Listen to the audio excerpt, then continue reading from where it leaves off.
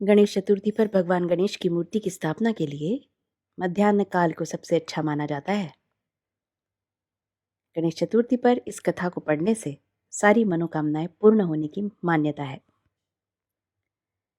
वैदिक ज्योतिष अनुसार भाद्रपद मास के शुक्ल पक्ष की चतुर्थी को हर साल गणेश चतुर्थी मनाई जाती है।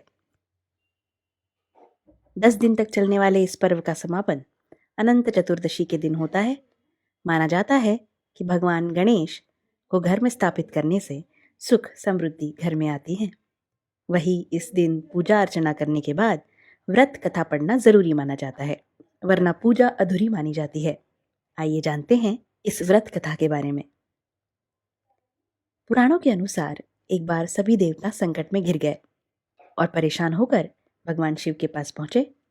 उस समय भगवान शिव और माता पार्वती अपने दोनों पुत्र कार्तिकेय और गणेश जी के साथ मौजूद थे। देवताओं की समस्या सुनकर भगवान शिव ने अपने पुत्रों से कहा कि तुम दोनों में से इनकी समस्याओं का निवारण कौन कर सकता है। ऐसे में दोनों ने एक ही स्वर में खुद को योग्य बताया। भगवान शिव असमंजस में पड़ गए कि किसे ये कार्य सौंपा जाए।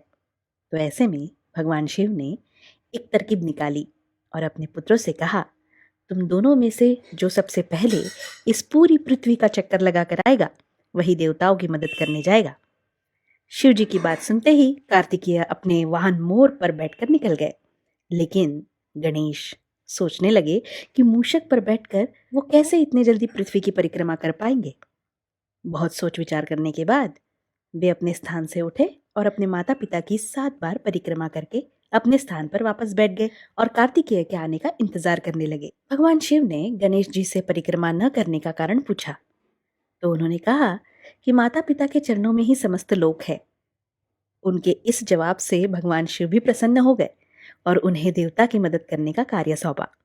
साथ ही ये भी कहा कि हर चतुर्थी के दिन जो तुम्हारी पूजा और उपासना करेगा उसके सभी कष्टों का निवारण हो जाएगा। कहते हैं कि गणेश चतुर्थी के दिन व्रत कथा पढ़ने और सुनने से सभी कष्टों का नाश हो जाता है।